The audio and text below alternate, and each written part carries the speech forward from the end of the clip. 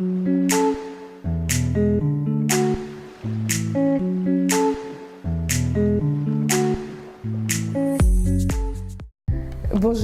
je suis Carole Atumbré, directrice pays pour Eneza Éducation. Eneza Éducation est une entreprise dans le domaine technologique pour l'éducation qui fournit du contenu éducatif numérique à destination des élèves du primaire et du secondaire, donc sous forme de support éducatif, et qui aussi va fournir du contenu adapté à divers types d'apprenants. Donc c'est une entreprise qui aujourd'hui est déjà basée au Kenya et au Ghana et qui s'implante en Côte d'Ivoire.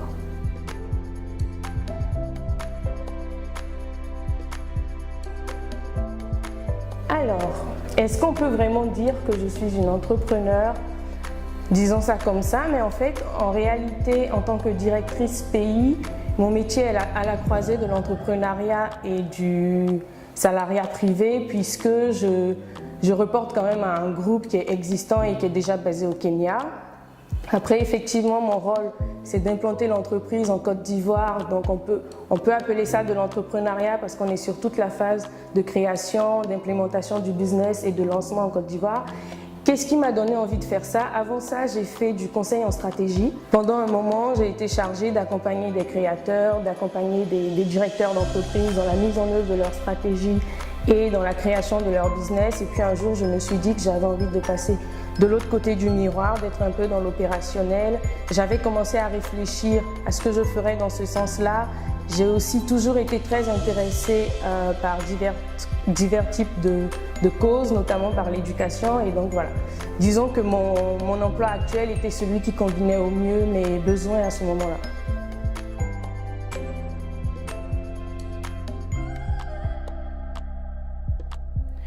Je pense que l'entrepreneuriat en lui-même est une activité compliquée, qu'on soit un homme ou une femme. Ensuite, pour en revenir au cas spécifique de la femme et notamment de la femme africaine, je pense qu'on a un certain nombre de choses qui ne favorisent pas le développement de l'entrepreneuriat des femmes. Notamment le cadre culturel qui fait en sorte qu'une femme, dès sa naissance, est conditionnée pour prendre en charge certaines activités et la gestion de la famille qui ne lui donne pas forcément le temps et la capacité de se lancer dans autre chose, notamment l'entrepreneuriat qui peut être très présent en termes de temps.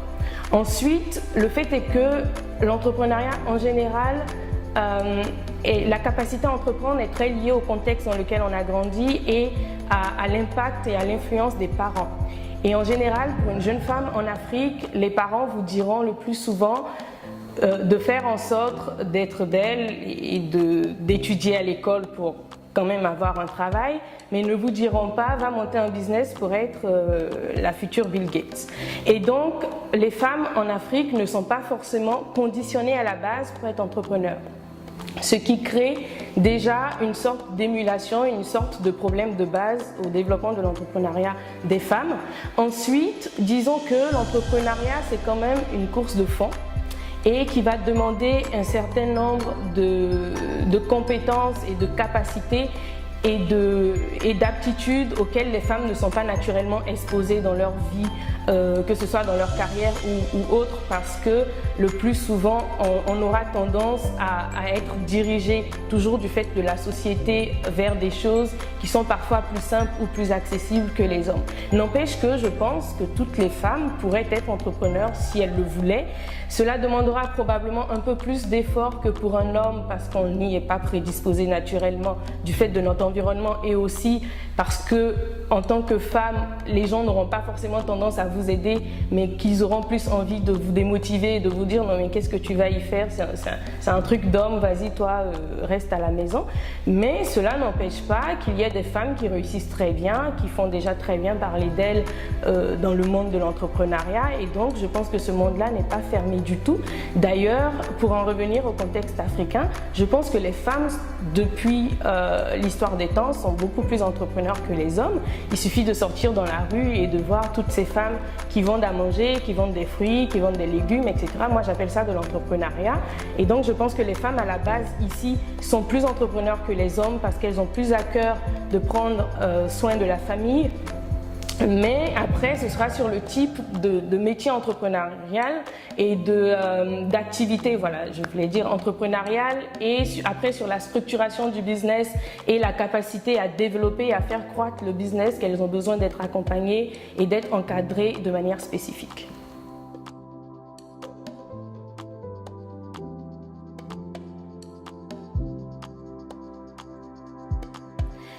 Je pense que tout ça, c'est une question d'organisation.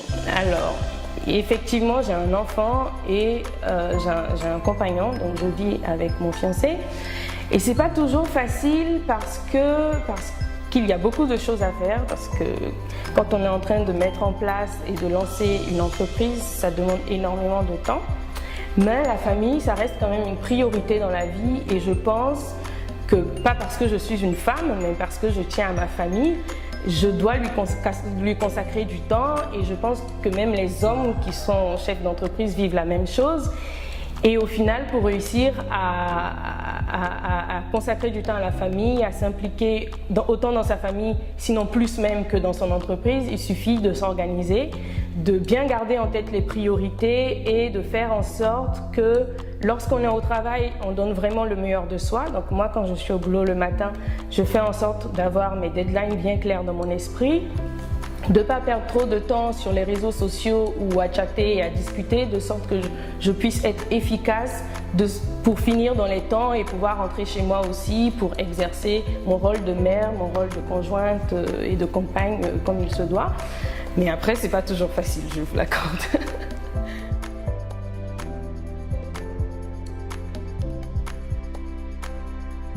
Alors, les qualités d'une bonne entrepreneur, j'ai envie de dire, déjà la curiosité, parce qu'il faut avoir envie d'aller découvrir un domaine, d'aller au fond des choses, donc d'être un peu curieux.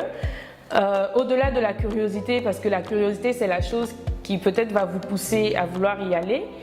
Après la curiosité, il faut être, j'ai envie de dire, résistant, il faut être capable de faire face aux différents challenges qui vont se présenter et de pouvoir les dépasser. Il faudrait être résilient, parce que des fois on a des échecs aussi, mais il faut pouvoir aller au-delà des échecs. Le sens du contact et la capacité à se remettre en cause, parce que l'entrepreneuriat demande souvent d'aller vers les gens, d'aller au contact des gens. Moi, je passe ma journée à appeler des amis, des aînés, des anciens, etc. pour poser des questions, pour demander un contact. Donc voilà, il faut être capable de faire ça et de se dire qu'on apprend toujours des autres. Il faut avoir une bonne confiance en soi, parce que des fois, on va se retrouver devant des situations où on a tendance à se remettre en cause, on a tendance à se demander « Waouh, est-ce que j'ai fait le bon choix? Est-ce que je suis vraiment là où je devrais être ?» Donc il faut avoir la confiance en soi et la capacité à chaque fois de revenir à soi-même et de se dire « Ok, je vais y arriver ». Et puis au-delà de tout cela, je pense que ce qu'il faut, c'est d'avoir un rêve, d'avoir une vision, d'être motivé par quelque chose chaque matin, de se lever en se disant « Ok, ça c'est mon but dans la vie, je vais le faire et puis je vais y arriver ». Et je pense que tout cela réuni à côté d'une bonne formation aussi, parce qu'un entrepreneur, moi j'appelle ça la personne transverse qui va être capable de gérer un peu de finance, un peu de marketing, un peu de management, etc. Donc être entrepreneur ne veut pas dire ne pas aller à l'école. Alors ça, je pense que c'est un point important. Être entrepreneur, c'est avoir des compétences et des capacités bien assises qui ne s'acquièrent peut-être pas forcément à l'école, mais en tout cas qui nécessitent de la formation. Et donc tout ceci mis ensemble, ça permet de lancer un business. Après, s'il réussit, ça c'est une autre histoire.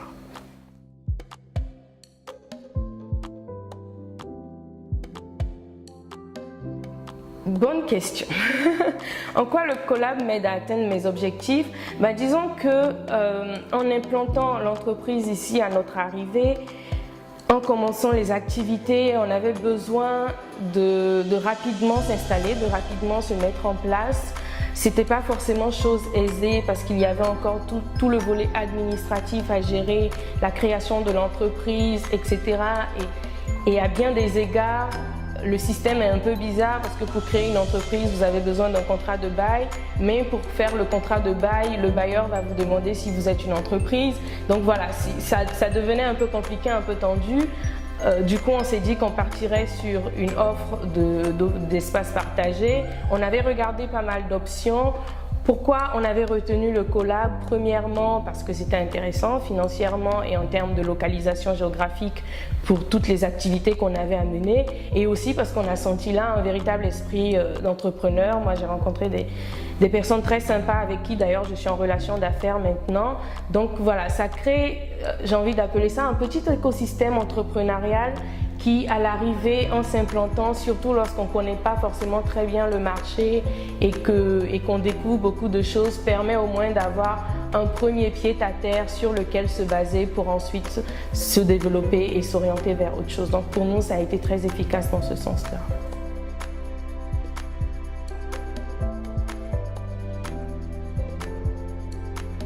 Si le rêve, c'est juste de se lancer, j'ai envie de dire, ne vous lancez pas.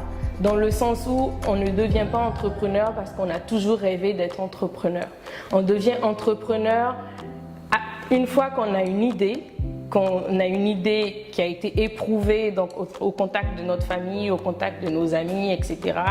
Pas trop quand même parce que mais qui a quand même été un peu éprouvée. On devient entrepreneur lorsque notre idée a démontré sa capacité à devenir un business, donc elle a été un peu testée, et à partir de ce moment-là, une fois qu'on a cette idée-là et qu'on se dit moi j'ai envie de développer cela, d'en faire quelque chose à échelle, on devient entrepreneur. Je ne suis pas forcément partisane du fait que tout le monde doit être entrepreneur. Je ne pense pas que ce soit ouvert à tout le monde. C'est comme si on disait que tout le monde devait être médecin ou que tout le monde devait être président. Je ne pense pas que le monde fonctionnerait ainsi, mais je pense qu'il y a des personnes qui en elles ont des idées, ont des choses bien qui devraient voir le jour et qu'elles devraient amener à réalisation. Et pour moi, c'est ces personnes-là qui devraient devenir entrepreneurs. Ensuite, quel conseil donner à ces personnes-là? C'est d'aller au contact potentiellement de personnes qui ont plus d'expérience déjà pour éprouver son idée, pour éprouver son business model, pour commencer déjà à réfléchir un peu, donc de rentrer un peu dans l'écosystème entrepreneurial, de commencer à tisser des liens, parce que c'est comme ça parfois qu'une idée réussit à arriver à maturité ou que simplement on réussit à rencontrer un co-créateur. Donc de commencer déjà à fréquenter un peu ce monde-là. Ensuite, de ne pas avoir peur de se lancer parce que ça, c'est l'étape ultime. Si on ne se lance pas, on ne saura jamais si ça va aboutir. Donc, de ne pas avoir peur de se lancer, de ne pas forcément se laisser démotiver par l'absence de financement, etc. Je pense qu'on a toujours moyen de créer une entreprise à condition de ne pas forcément vouloir aller trop grand, de commencer par palier, de tester petit à petit l'idée sur le marché. Et voilà. Donc, le conseil, ce serait de se lancer, de se faire une petite expérience aussi dans le domaine et puis de toujours se baser sur l'expérience des autres, s'appuyer sur des conseils ou sur l'accompagnement de personnes qui ont déjà réussi dans ce domaine.